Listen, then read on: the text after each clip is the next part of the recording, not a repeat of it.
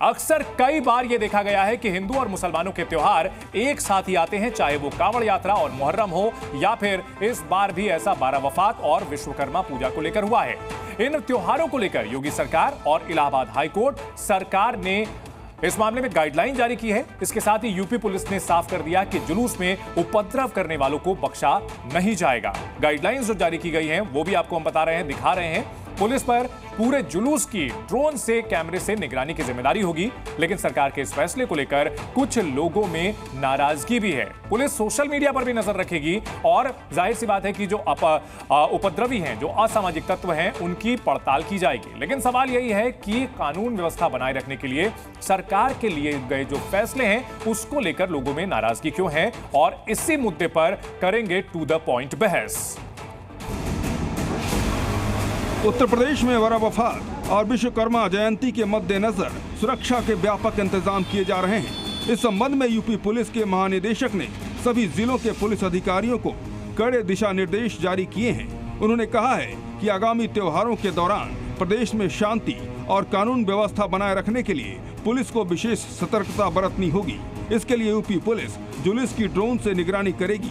इसके साथ जुलूस में शामिल होने वालों की संख्या पहले बतानी होगी। जुलूस के लिए पुलिस अलग से अफसरों की ड्यूटी लगाएगी। बारावफात के दौरान सोशल मीडिया पर भी नजर रखी जाएगी ताकि कोई असामाजिक तत्व माहौल खराब न कर पाए। मिलादुन नबी और बारावफात 15 से 16 सितंबर को मनाया जाएगा। आपको याद होगा कि मुहर्रम के लिए भी योगी सरकार की तरफ से सख्त निर्देश जारी किए गए थे। बारावफात को लेकर दिए गए सख्त निर्देशों से मुस्लिम धर्मगुरु नाराज हैं। सरकार की जो मंशा है वो सिर्फ एक पक्षीय एक्शन लेने की कार्रवाई जो है वो कतई बर्दाश्त करने योग्य नहीं है। यहाँ पर किसी पर मजहबी मामलात में लोगों को आज़ादी होनी चाहिए और किसी पर अपनी राय थोपनी नहीं चाहिए। ऐसे में सवाल ये है कि कानून व्यवस्था बनाए रखने के लिए फैसले से नाराजगी क्यों? सवाल ये है कि क्या मुसलमानों को टारगेट किया जा रहा है? सवाल ये भी है कि योगी आदित्यनाथ के हर फैसले से मौलवी मौलाना को परेशानी क्यों होती है? करेंगे आज इस मुद्दे पर बहस। बने रहिए न्यूज रूम के साथ। सबसे पहले नूर अहमद अजहरी साहब, हम आप ही का बयान शायद सुन रहे थे कि आप कह रहे थे कि अपनी बात थोपनी नहीं चाहिए। प्रशासन की ओर से अगर कानून व्यवस्था बनाए रखने के लिए निर्देश दिए जा रहे हैं तो ये बात थोपना कैसे हो गया सर? दरअसल जब 12 रबीउल अव्वल शरीफ का ये जश्न का प्रोग्राम की उसकी इब्तिदा शुरू हुई, उसकी इब्तिदा हुई, तब मैं देख रहा हूं कि बड़े बयान आने लगे। मुहर्रम शरीफ का महीना था, तब बहुत सारे बयान आने लगे, बहुत सारी गाइडलाइन जारी हुई। क्या इससे पहले भी दूसरे समुदाय ने जो अपने जुलूस और अपनी रैलियां, अपने प्रोग्राम किए, उनके लिए कोई गाइडलाइन आई थी क्या? एक तरफा मुसलमानों को निशाना कब तक बनाते रहे? रामनवमी पर गाइडलाइन नहीं आती है ना, कहीं किसी गाइडलाइन पर कोई अमल पैरा कोई काम नहीं होता है। लेकिन हम आपके चैनल के माध्यम से तो मुसलमानों के लिए गाइडलाइन आती है। मनीष शुक्ला, आप लोग मुसलमानों के लिए गाइडलाइन लाते हैं, हिंदुओं के लिए गाइडलाइन नहीं होती है, जवाब दीजिए। देखिए कुंदन जी, 19 मार्च 2017 को हमारी सरकार उत्तर प्रदेश में बनी थी। 7 साल से ज्यादा हो गए। उत्तर प्रदेश जहां हर तीसरे दिन दंगे होते थे, एक भी सांप्रदायिक दंगा नहीं हुआ है जी। सरकार का दायित्व है कि कानून व्यवस्था की स्थिति ठीक रहे, त्योहार चाहे जिस भी धर्म के हो वो सकुशल संपन्न हो। इसके लिए सभी त्योहारों पर आवश्यक प्रबंध किए जाते हैं। उसी को दृष्टिगत बारावफात में भी ये एडवाइजरी मारा गया है। नहीं, नूर अहमद अजहरी साहब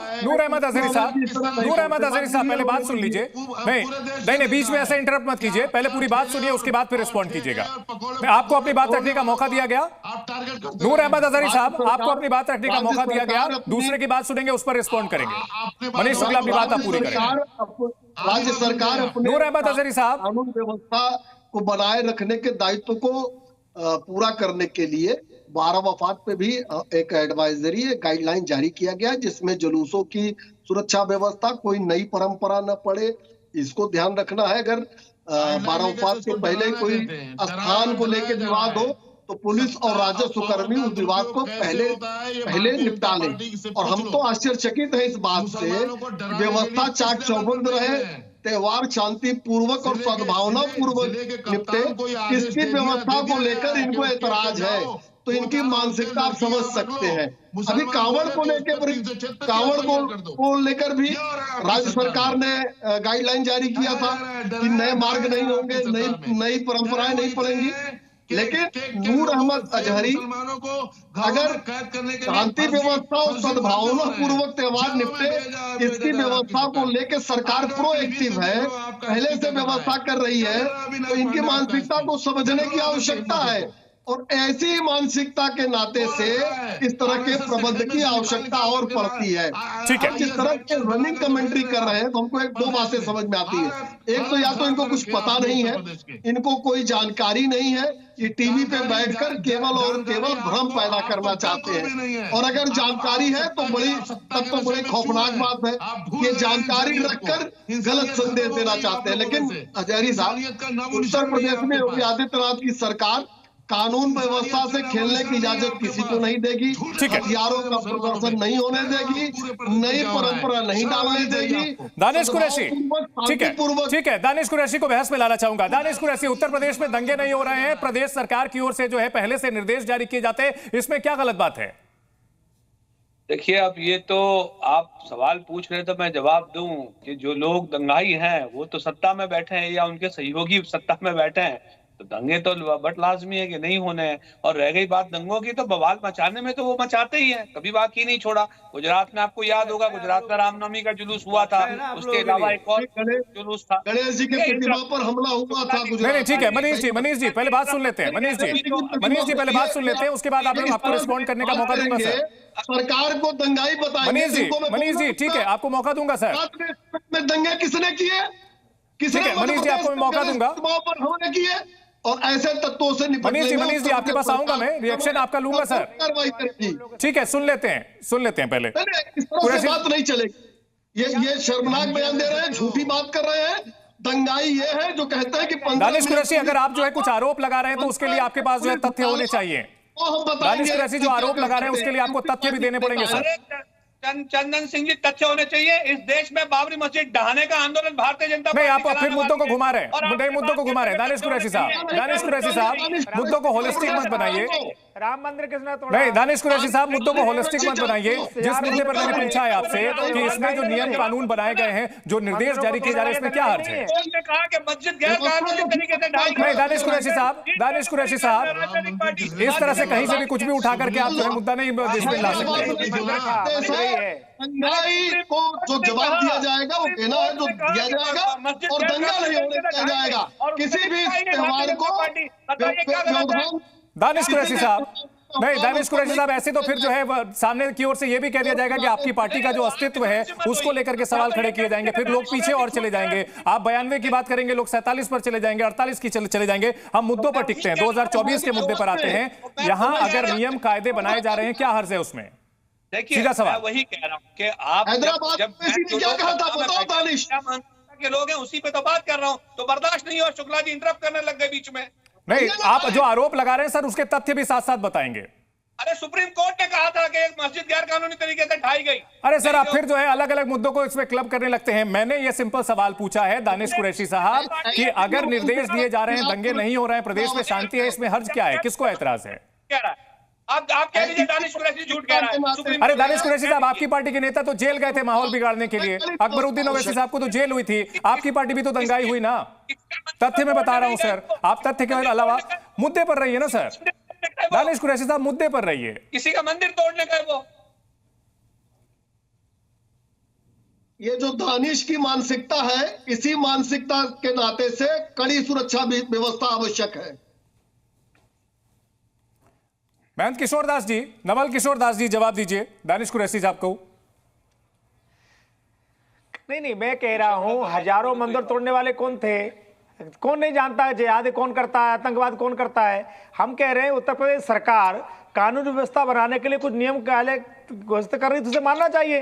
क्यों पेट में दर्द हो रहा है? यदि आप नियम से चलने वाले हो, कायदे से चलने वाले हो, तो परेशानी होनी नहीं चाहिए, प्रसन्नता होना चाहिए कि हम नियम मानेंगे। अब कुछ लोगों को मनमानी करने का अभ्यास पड़ गया है, तो मनमानी तो नहीं चलेगी। आपको कानून के दायरे में रहना ही पड़ेगा। आपको कोई कार्य करना है तो प्रशासन की अनुमति और प्रशासन की सहमति से ही करना होगा, मनमानी नहीं चलने वाली।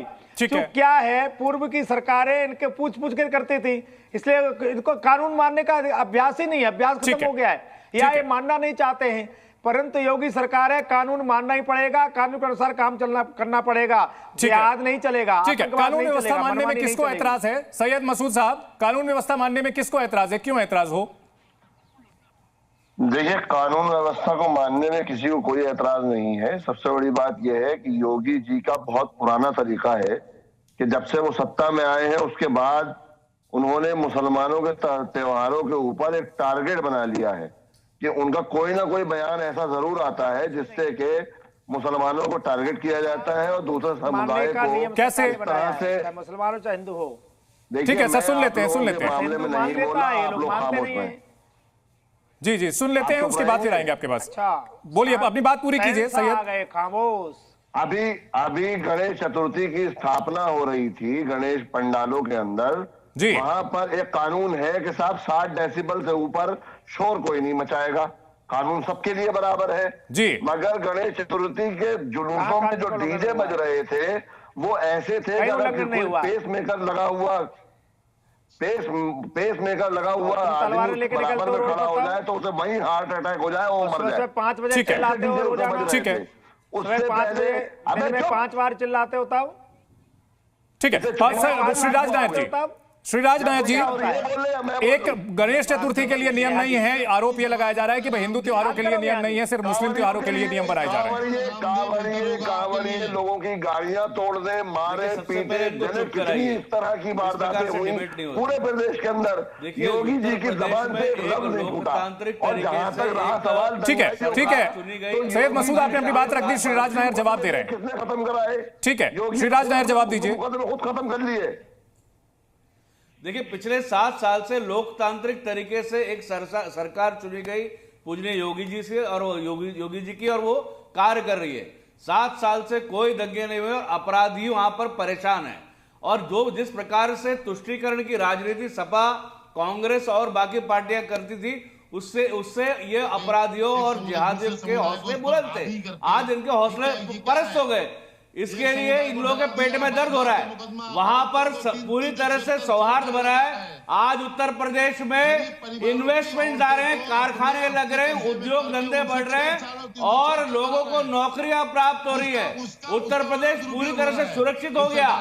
लेकिन ये अपराधी तत्व, जिहादी तत्व जो अभी तक मुफ्त का माल खाते थे, अपराध का खाते थे, अपराध की रोटी खाते थे, इनका बेड़ा गर्क हो गया, इनकी दुकानें बंद हो गई है, इसलिए इनके पेट में दर्द हो रहा है। हम पूरी तरह से विश्व हिंदू परिषद पूजनीय योगी जी का कि हर निर्णय का स्वागत करते हैं। इन सारे मुल्ला मौलवी, ये जितने अपराधी है, जिहादी है, इनका सफाया होना निश्चित है। अब इनको कोई बचा नहीं सकता। योगी जी का शासन और आगे रहने वाला है, ये सारे जिहादी साफ हो जाएंगे। अब इनको दंगे करने का अवसर प्राप्त नहीं होने वाला। अब इनको दंगे करा के आनंद प्राप्त करने का अवसर प्राप्त हो रहा है। उद्योग धंधे खुल रहे हैं, अपराधी जेल में है, कारखाने खुल रहे हैं, लोगों को नौकरी है।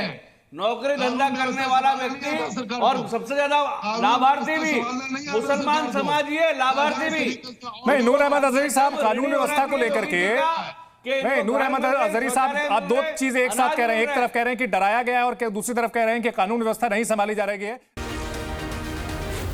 जी न्यूज़।